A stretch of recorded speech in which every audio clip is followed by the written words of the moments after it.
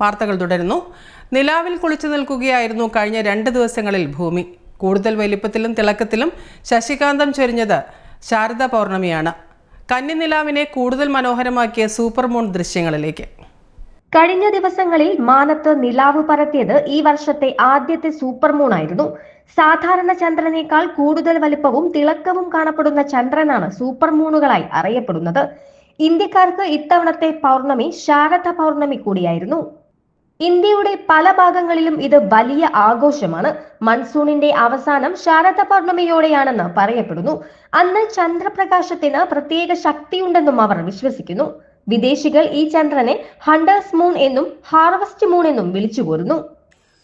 ഇക്കഴിഞ്ഞ ദിവസം, അതായത് ഒക്ടോബർ 7, 8 തീയതികളിൽ നാം ആകാശത്ത് കണ്ട പൗർണമി ഈ വർഷത്തെ ഏറ്റവും വലിയ പൗർണമിയായിരുന്നു. അതിനെ നമ്മൾ സൂപ്പർ മൂൺ എന്ന് പറയും. ഒരു സൂപ്പർ മൂൺ പരമ്പരയിലെ ആദ്യത്തെ, അടുത്ത മാസവും അതിൻ്റെ അടുത്ത മാസവും സൂപ്പർ മൂൺ തന്നെയാണ്. അപ്പോൾ എന്താണ് ഈ സൂപ്പർ മൂൺ? സൂപ്പർ മൂൺ എന്ന് പറഞ്ഞാൽ സാധാരണ പൗർണമിയേക്കാൾ ഒരു 30% തിളക്കവും ഒരു 15-16% വലിപ്പമുള്ള ചന്ദ്രന്മാരാണ്. അപ്പോൾ താരതമ്യേന ഭൂമിയോട് ഈ സമയത്ത് ചന്ദ്രൻ കൂടുതൽ അടുക്കും. അതിൽ പ്രത്യേകിച്ച് അപൂർവതയൊന്നുമില്ല. പക്ഷേ ഈ ചന്ദ്രന്, അതായത് ഈ ദിവസത്തെ ചന്ദ്രന് ഒരു പ്രത്യേകത ഉണ്ടായിരുന്നു. ഇത് ശാരദ പൗർണമിയായിരുന്നു. നമുക്കറിയാം, വിദേശികൾ പൂർണ്ണചന്ദ്രന്മാർക്ക് പലതരം പേരുകൾ കൊടുക്കാറുണ്ട്. ഹണ്ടർ മൂൺ, പിന്നെ അങ്ങനെ, അല്ലെങ്കിൽ അവരുടെ ഏതെങ്കിലും കൾച്ചറുമായി ബന്ധപ്പെട്ട.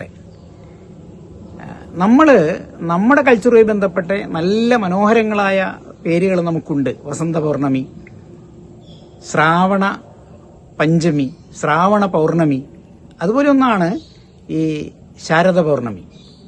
ഇപ്പൊ ശാരദ ശരൽക്കാലത്തുള്ള പൗർണമിയാണ്. ഇതിന് മറ്റൊരു പ്രത്യേകത കൂടിയുണ്ട്.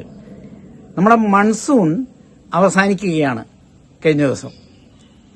അപ്പൊ ആ മൺസൂണിന്റെ അവസാനം ഒരു ആകാശം വളരെ ക്ലിയർ ആയിട്ട് നിൽക്കുന്ന ഒരു അവസരമാണ്, പ്രത്യേകിച്ച് ഈ കന്നിമാസം. ഇന്നലത്തെ അല്ലെങ്കിൽ കഴിഞ്ഞ ദിവസത്തെയൊക്കെ നിലാവിന് ശരിക്കും ഈ പത്രം വായിക്കത്തക്ക വിധത്തിലുള്ള തെളിച്ചമുണ്ട്. എത്ര ആളുകൾ ശ്രദ്ധിച്ചു എന്നറിയില്ല. നമ്മൾ നാട്ടിൻപുറങ്ങളിലേക്ക് ഇറങ്ങുകയും നിലാവിന്റെ സൗന്ദര്യവും ഭംഗിയൊക്കെ കുട്ടികളെയും സാധാരണക്കാരെയും പരിചയപ്പെടുത്തുകയും വേണം. അങ്ങനെയാണ് നമ്മൾ പ്രകൃതിയുമായിട്ട് ബന്ധപ്പെടുക. മൺസൂണിന്റെ അവസാനം ആകാശം ഏറ്റവും തെളിഞ്ഞിരിക്കുമ്പോഴുള്ള ശാരദാ പൗർണമി അനുഭവിച്ചറിയേണ്ടത് തന്നെയാണ്. ACV news, Kozhikode.